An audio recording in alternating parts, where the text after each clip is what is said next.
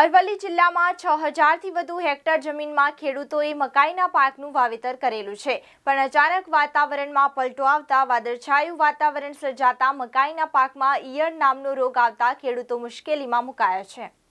અરવલ્લીમાં 6000થી વધુ હેક્ટર જમીનમાં મકાઈની વાવણી થાય છે, જ્યાં ખાસ કરીને મોડાસા તાલુકામાં સૌથી વધુ મકાઈના પાકની ખેડૂતો દ્વારા વાવણી કરવામાં આવે છે, જ્યાં વાતાવરણમાં અચાનક થયેલા ફેરફારના કારણે મકાઈમાં પાનખાવ નામની ઈયળ પડતા ખેડૂતો ત્રસ્ત બન્યા છે। મકાઈની ડુંડામાં એટલે કે ઢૂંઢમાં છુપાઈ રહેલી આ ઈયળ પાકનો સફાયો કરે છે, જ્યાં મકાઈના પાકનો વિકાસ પણ અટકાવી જાય છે। મેં મકાઈ વાવેલી છે 5 વીઘામાં, જેની અંદર ભૂંગળીની ઈયળ આ વાદળછાયા વાતાવરણમાં માવઠાને લઈને આવેલી છે। હાલ જબરદસ્ત ખર્ચો કરવા છતાં પણ એનું રિઝલ્ટ મળતું નથી। અત્યાર સુધીમાં 10 થી 15 હજાર રૂપિયા ખર્ચો થઈ ચૂક્યો છે।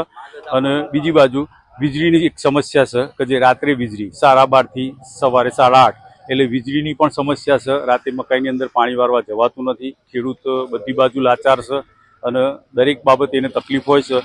તો આ મીડિયા માધ્યમથી અમે સરકારને વિનંતી કરીએ કે આ બાબતે કંઈક વિચારવું એવી અમારી ઈચ્છા। મોડાસા તાલુકાના બામણવાડ ગામના ખેડૂતોએ રવિ પાકની સિઝન દરમિયાન મોટી માત્રામાં ખેડૂતોએ મકાઈની વાવણી કરી છે।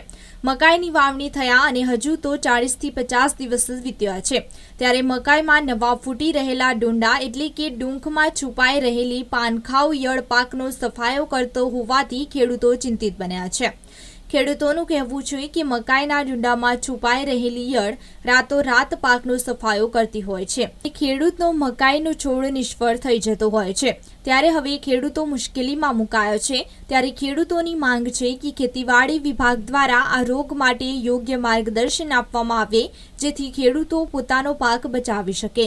10 થી 15 હજાર જેવો ખર્ચો થયો છે અને એક બાજુ લાઇટની સમસ્યા એવી છે, મતલબ હજુ સુધી અમારા દિવસનું લાઇટ નથી, મતલબ મકાઈમાં 50% જેવી નુકસાની તો છે, એટલો ખર્ચો કરતા।